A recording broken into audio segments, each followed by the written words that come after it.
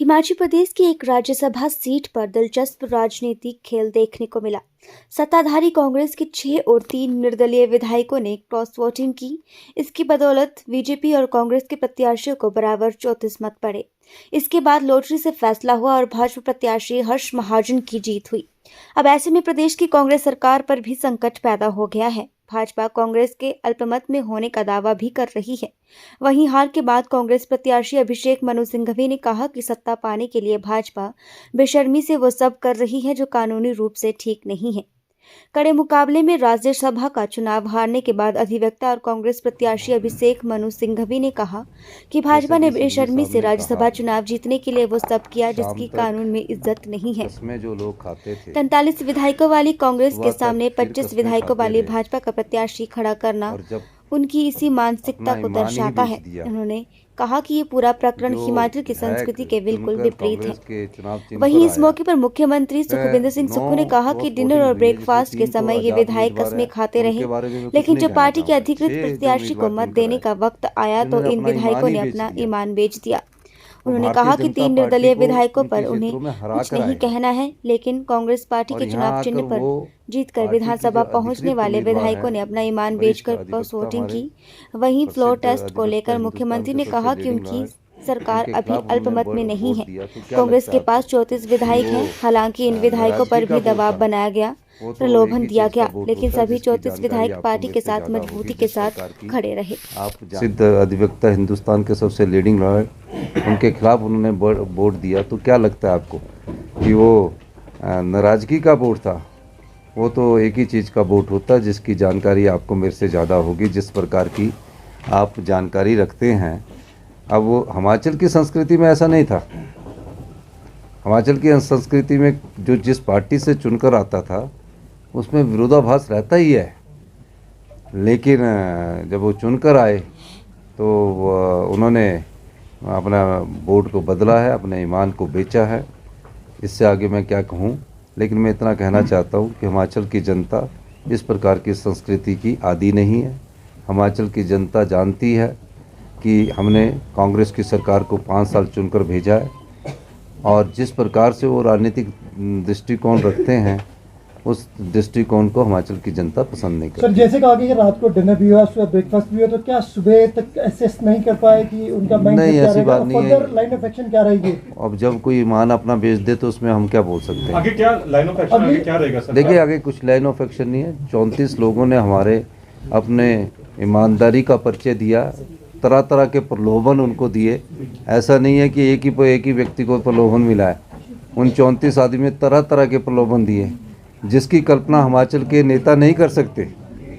मैं ये कह सकता हूँ उसकी कल्पना हिमाचल के नेता नहीं कर सकते, लेकिन 34 आदमियों ने अपने चरित्र का भी परिचय दिया, अपनी नैतिकता का भी परिचय दिया, अपनी ईमानदारी का भी परिचय दिया और आज 34 के 34 आदमी हमारे पास खड़े हैं।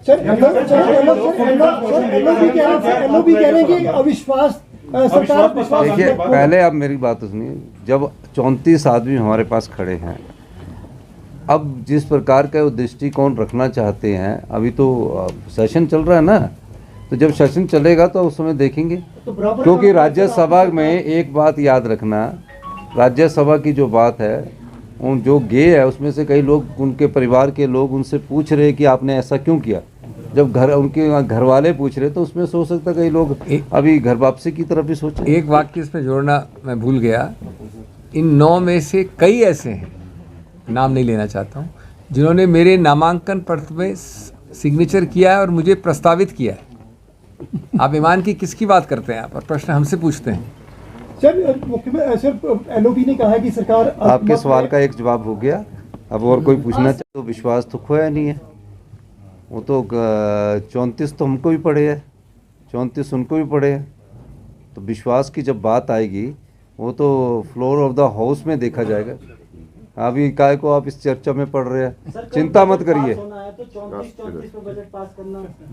देखिए, वो तो बजट के समय जैसी परिस्थिति होगी आपको उस समय पता लगेगी। बहुत बहुत धन्यवाद। जय हिंद। चले।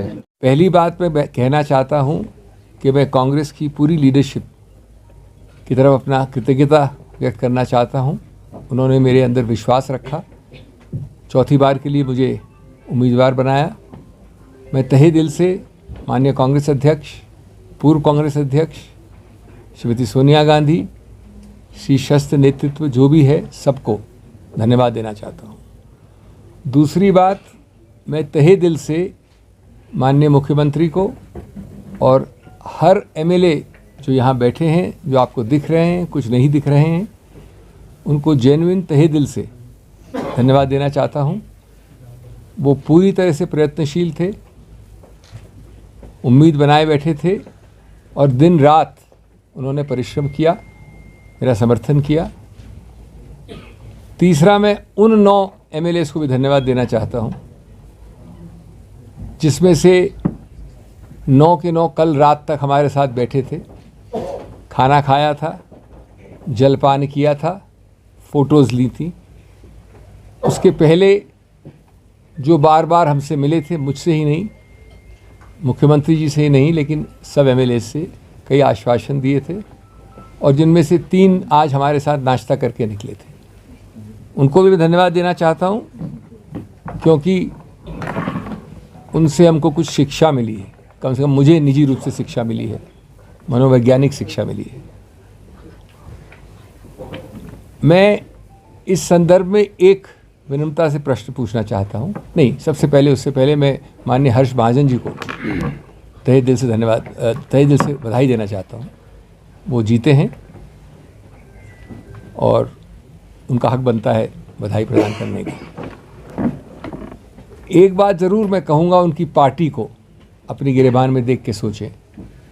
जब भी कोई पार्टी 25 और 43 के आंकड़े या इक्वेशन में 25 वाली पार्टी 43 वाले के विरुद्ध उम्मीदवार खड़ा करती है, तो उसका सिर्फ एक और एक ही संदेश हो सकता है। और मैं हर्ष महाजन जी की बात नहीं कर रहा हूँ, मैं इस चुनाव की बात नहीं कर रहा हूँ, मैं एक सिद्धांत की बात कर रहा हूँ। वो संदेश है कि हम बेशर्मी से वो करेंगे जो कानून में अनुमति जिसकी नहीं है।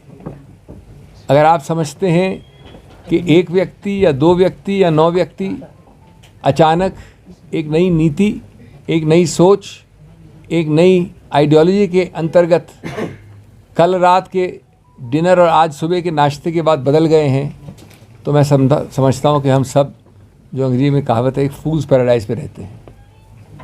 ये बदलाव बहुत दुर्भाग्यपूर्ण है भारत के लिए और विशेष रूप से हिमाचल प्रदेश के लिए, जिसकी संस्कृति, जिसके पहाड़ी या नीचे रहने वाले लोग इस संस्कृति से अवगत नहीं थे कुछ समय पहले तक। अगर ये नए भारत, न्यू इंडिया की परिभाषा है, तो मैं तो पुराने भारत को ही प्रेफर करूँगा। हमने हारते हारते भी इतिहास बनाया है। इतिहास इसलिए कि इतनी जद्दोजहद की, इतना मन बदलाव किया, लेकिन एक और मन बदलाव नहीं कर सके। इसलिए 34 का स्वाभाविक आंकड़ा भारत में शायद पहली बार और आने वाले कई दशकों में वापस होने वाली नई चीज़ हुई है कि 34 का हमारे मित्रों के इतने प्रयत्न करने के बाद भी आंकड़ा आया। और 34 का आंकड़ा स्वाभाविक आया, एक वोट भी इनवैलिड नहीं हुआ, सेकंड प्रेफरेंस वोट भी एक भी नहीं था। ये इस चुनाव की विशेषता है, शायद 75 साल में पहले कभी नहीं हुआ। और उसकी सबसे बड़ी विशेषता कि उसके बाद एक ड्रॉ ऑफ लॉट से निर्णय हुआ।